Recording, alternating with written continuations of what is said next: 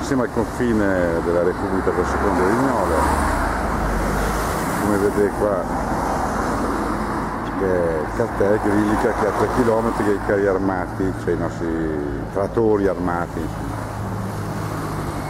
da Castel de Arco, ed è anche che al confine non vi è neanche un'indicazione che riguarda la Repubblica del Vignole, a maggior ragione come difenderne, quindi occhio se passa il ponte dopo 3 km i carri armati, che i trattori armati, scusate.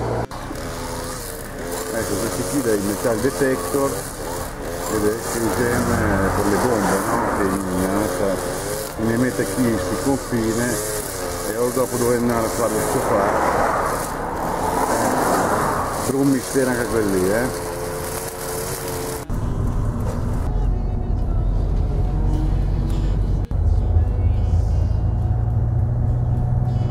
Ecco uno dei trattori armati che ne scorta, se ne porterà a casa sani e salvi della nostra Repubblica per soccorso.